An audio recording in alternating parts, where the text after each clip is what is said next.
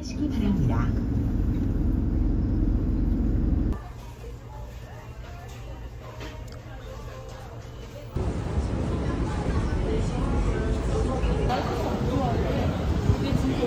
No, she's not picking up. Why? 범 전화라서 안 받는 거 아니야? No. 지금 32분 늦으셨어요. 32분 늦으셨어요.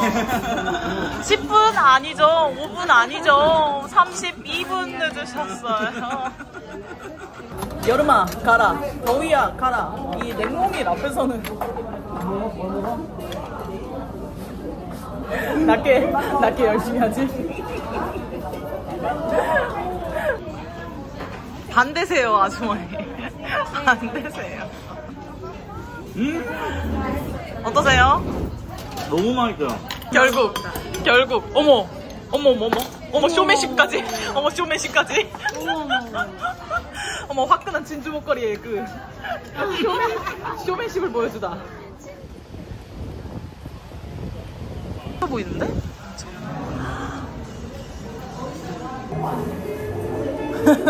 Cheers.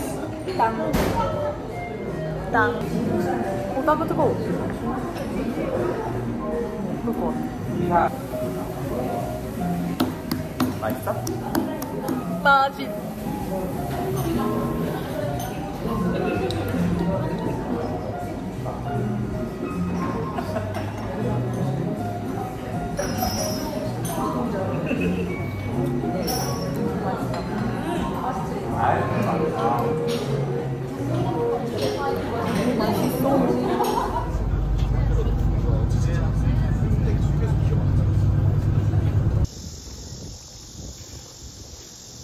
그렇지.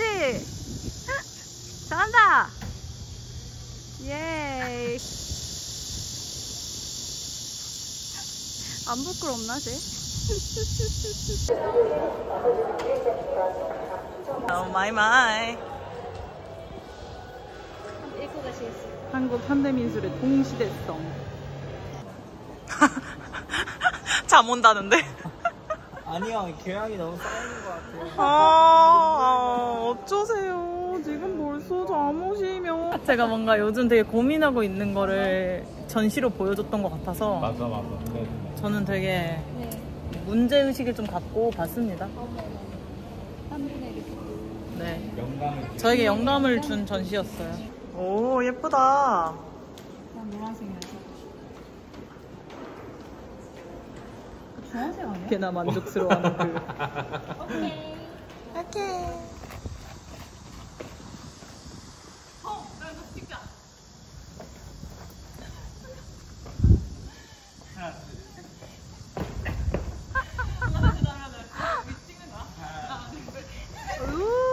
예이. 강북 미안한데 저를 빨리 데려가 주셨으면 좋겠어요. 제발로. 서울시장님 죄송한데 제가 강북으로 오고 싶으니까 지원금 좀 주셨으면 좋겠어요. 오 마이 갓.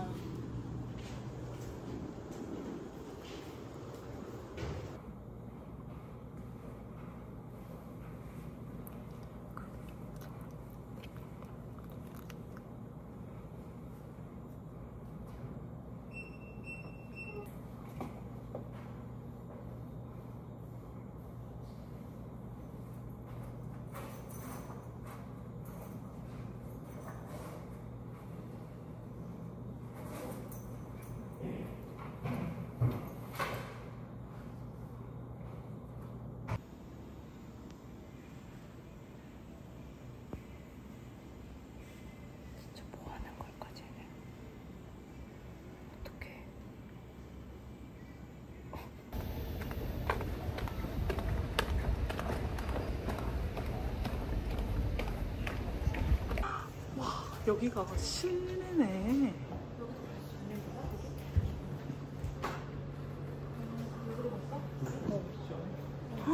너무 멋있다. 좋아. 자꾸 거꾸로 하시는데. 자꾸 거꾸로 하시는데. 요즘은 티라미수가 유명하다고 하더라고요. 아니, 자꾸.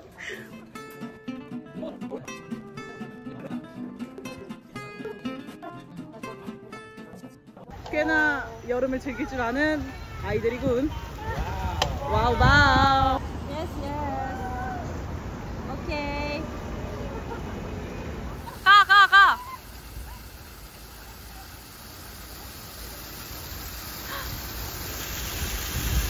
이런 거 우리가 가볼래? 뛰셨어요. 다 뛰셨어요. 이 정도면. 죄송한데 다 맞으셨어요. 이 정도면. 어머.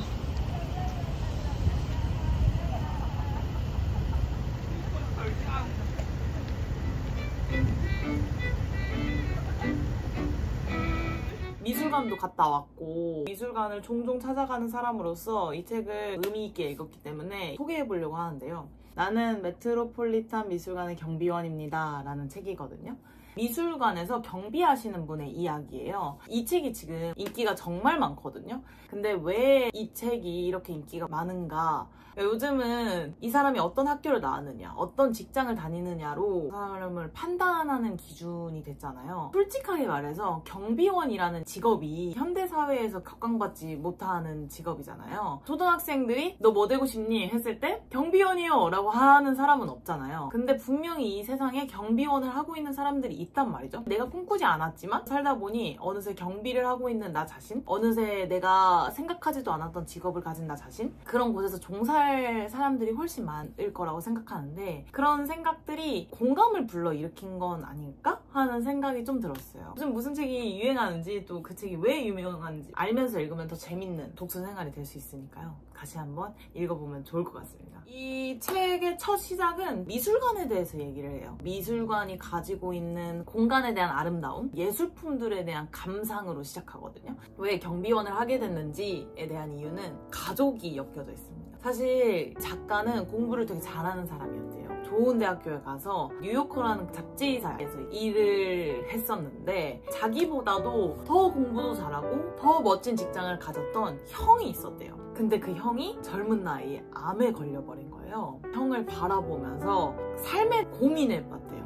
형이 죽고 동생으로서 이 형과 함께 했던 이 뉴욕에서 형을 그리워하면서 혼자서 시간을 이렇게 보내다가 미술관에 가게 됐는데 굉장히 큰 치유를 느끼게 됐대요. 그래서 일을 하게 됐고, 그러니까 어떻게 보면은 사람들이 다 하고 싶어하고 선망하고 와 뉴요커 기자시라고요? 이렇게 보는 그 명함을 내밀 때마다 자기는 기분이 되게 좋았대요. 자기가 무언가 된 것 같고 유명한 사람들이 자기를 알아보고 자기를 인정하고 이런 부분에 있어서 자기도 정말 뿌듯함을 느꼈던 사람이고 자기도 그런 거에 되게 중요하게 생각했던 사람이었대요. 그런데 경비원을 하면서 그 직업의 가치에 대한 그런 생각들이 담겨져 있거든요. 그런데 꼭 경비를 하는 사람만 공감할 게 아니라 굉장히 넓은 관점에서 공감을 불러일으키게끔 써놨어요. 그러니까 예를 들면 신입사원 같은 경우에도 처음부터 물론 임원으로 들어간 사람도 있죠. 그런데 대부분의 사람들은 신입사원 인턴부터 시작한단 말이죠. 아르바이트부터 시작하고 그런 사람들이 느끼는 마음들을 공감할 수 있게끔 써놨어요. 230페이지쯤 가면 또 이런 말도 있어요. 우리 모두는 누군가의 신발 바닥에 붙은 껌 같은 취급을 받아본 경험이 있다. 한 번씩 당신은 경비원 따위일 뿐이라는 걸 아주 확실하게 상기시켜주는 녀석들을 겪지 않고는 경비원으로 일할 수 없다. 기분이 괜찮을 때는 이런 건 모욕으로 간주하지도 않는다. 하지만 기분이 바닥일 때는 때때로 이 불량배들이 의도하는 것처럼 작고 힘이 없다고 느끼고 간다. 그래도 적어도 이런 날에는 그들이 우리가 술집에서 늘어놓는 무용담에 등장하는 악당으로 만들 수는 있다 라고 하거든요. 저는 이 문장이 굉장히 공감됐어요. 이런 생각들을 저는 받아본 적이 있거든요. 일하면서 유달리 이 사람의 말과 말투와 표정이 나를 쿡쿡 찌를 때가 있어요. 그럴 때마다 굉장히 크게 느껴진단 말이죠. 그래서 저는 항상 화장실에서 울고 나오기는 그렇지만요. 어쨌든 저만 느끼는 것도 아니고 이 사람만 느끼는 것도 아니고 그래서 저희가 할 수 있는 건 뭐겠어요. 그냥 그 사람한테 사표 딱 던지면서 더럽고 치사해서 안 해 라고 할 수 없잖아요. 너 말 그딴 식으로 하지 마. 나 진짜 계열받으니까 라고 할 수 없잖아요. 우리가 할 수 있는 건 친구들끼리 맥주집에 나와서 야, 나 오늘 어떤 새끼 만나는 줄 아냐? 그 새끼가 나한테 뭐라고 했는 줄 알아? 그러면 친구들 야 마셔 오늘 고생했어 이러면서 친구들 두드려주고 이게 인생인 것 같아. 친구들이 같이 들어주고 맥주 마셔주고 여기에 행복이 있는 거 아닌가 라는 생각을 또 해보네요. 이 사람이 경비원을 하는 이유가 있어요. 178페이지에서 빠른 말투로 이 일에 내가 얼마나 헌신적인지를 토로한다. 영원히 경비원으로 일하고 싶다고, 다른 일을 할 이유를 찾을 수가 없다고 말한다. 너무도 단순하고 직관적인 일이고 뭔가를 계속 배울 수 있고 무슨 생각이든 전적으로 자유로이 할 수 있는 일이라서 그렇다고 이유를 덧붙인다 라고 하거든요. 뉴요커에서 일할 때는 너무 바쁘고 정신없다 보니까 일을 위해서 내가 삶을 사는 그런 인생을 살았대요. 근데 경비원을 하다 보면은 대부분 서 있는 일이었대요. 그림을 계속 바라보고 그림에 대한 예술가의 마음을 이해하고 이런 시간을 굉장히 즐기거든요. 또 메트로폴리탄 경비원의 근무복이 푸른색이었대요. 근데 사실 아시죠? 화이트 칼라와 블루 칼라로 이렇게 좀 나뉘어지잖아요. 그래서 그 의미가 조금 더 이 작가에게는 크게 좀 다가왔던 것 같은데, 뉴요커에서 일할 때는 비슷한 삶을 살아야 돼요. 어느 정도 서포트를 해줄 수 있는 집안에서 태어난 아이들이 좋은 대학교를 가서 언론사에서 인턴을 하고 뉴요커로 온 케이스, 그게 거의 80~90%였대요. 그러다 보니까 비슷한 생각을 하는 비슷한 계층의 비슷한 또래의 사람들만 만났었대요. 그런데 이 경비는 다양한 계층의 사람들이 모여서 일을 하는 거예요. 그래서 184페이지에는 또 이런 내용이 나와요. 미술관 경비가 되는 것을 인생의 목표로 삼고 출발하는 특별한 부류는 존재하지 않고, 따라서 수없이 많은 형태의 사람들이 이 직업을 택하며 각자 서로 다른 동력을 가지고 일에 임한다. 매트의 경비팀에서는 뱅볼만에서 구축함을 지휘했던 사람, 택시를 몰던 사람, 민간 항공사 파일럿으로 일한 사람, 목조 가옥을 짓던 사람, 농사를 짓던 사람, 그러나 놀랍게도 포인트에 서서 그들 중 어느 누구와 이야기를 나눠도 혼란스럽지 않다. 같은 옷을 입고 있다는 사실만으로도 대화의 물꼬는 이미 튼 셈이다 라고 하거든요.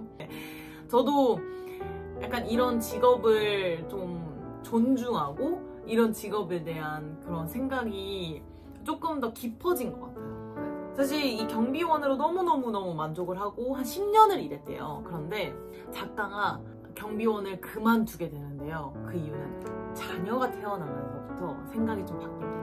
90페이지에서는 사실 장점이자 단점인 것 같은데요. 경비원에 나에게는 앞으로 나아가야 할 일도 없고 추진할 프로젝트도 없고 지향하는 미래도 없다. 이 일을 앞으로 30년 동안 한다 해도 아무런 발전이 없으리라는 이야기다. 대중들은 이곳에 미라가 어디 있는지, 화장실이 어디 있는지 앞으로도 모를 것이다. 그들은 계속해서 투탕카멘의 무덤으로 가는 방향을 물을 것이고 화가만 석관을 손으로 때리는 짓도 멈추지 않을 것이다 라고 하거든요. 그러니까 이 작가는 이 일에서 평화를 되찾았다고 했잖아요. 그게 장점이라고 생각했는데 아이를 낳고 나니까 머무르는 직업이잖아요. 계속 나는 30년 전과 30년 후가 똑같은 사람일 거라는 생각을 하니까 이 일을 떠나야겠다는 생각을 했대요. 그래서 이 일을 떠나면서 313페이지에서는 이런 말을 하는데, 나는 이 미술관을 떠나고 나면 나이가 나보다 곱절이나 많은 세상 반대편에서 태어난 사람과 좋은 친구가 되는 일이 일상적이지 않은 세상으로 들어가게 된다는 사실을 절감한다. 매트 경비원들 사이에서 그런 일은 언급할 필요도 없을 정도로 흔한 일이다. 시간 말고는 아무것도 가진 게 없는 동료들과 날마다 나누는 대화, 그다지 중요하지 않은 주제들을 친밀한 분위기에서 나누는 시간 때우기용 대화들도 그리울 것이다. 요즘 현대사회에서 사실 팀원으로 지낸다는 게 굉장히 어려운 일이잖아요. 요즘 좋은 사람 만나는 게 정말 어렵고 사람 때문에 고생하시는 분들 정말 많을 텐데요. 이 경비원들은 이미 대부분은 산전수전을 겪은 사람들이 여기로 이렇게 모였대요. 어쨌든 막 노력해서 성취해서 할 수 있는 직업이 아니다 보니까 성취하지 못한 사람들이 좀 모이다 보니까 하루 종일 이 미술관에서 조용히 서 있어야 되다 보니까 어쩔 수 없이 벽이 허물어진 상태로 서로 친밀하게 얘기를 할 수 있는 거죠. 그래서 저는 상대적으로 이런 관계들을 더 좋아하거든요. 다른 생각을 갖고 있는 사람들과 친하게 지낼 수 있다는 게 얼마나 매력적인 일인지 모르겠어요. 이 책에서 좋았던 점은 소위 현대사회에서 좀 평가절하된 직종에 근무하는 사람으로서의 시선? 그냥 원래부터 그렇게 태어났고 원래부터 그런 곳에 있었던 사람이 아니라 소위 엘리트 계층에서 사다리를 내려와서 바라본 삶이거든요. 그 사람이 추구하는 삶의 가치가 있는데도 사람들은 그 의미를 인정해주지 않는 내용들이 흥미로웠고요. 내가 하고 있는 직업이 꼭 나라는 그 자체가 된 것 같고 그 이상은 없는 것 같이 느껴지는 순간들이 저에게는 있었거든요. 반성을 좀 했었던 것 같고, 사실은 책은 내가 어떤 태도로 어떻게 이 직업을 바라보고 삶을 바라보고 이 사회를 바라보는지가 가장 중요하다는 걸 한 번 더 배웠던 것 같아요. 사실 읽기 쉬운 책은 아니에요. 조금 지루한 부분들도 있는 책이거든요. 그래도 읽어볼 만한 가치가 있었던 책이었던 것 같고, 직장을 가지고 일하시는 분이라면 공감을 하면서 읽을 수 있는 포인트가 많았고, 미술관을 좋아하신다면 훨씬 더 재밌게 읽으실 수 있을 것 같고,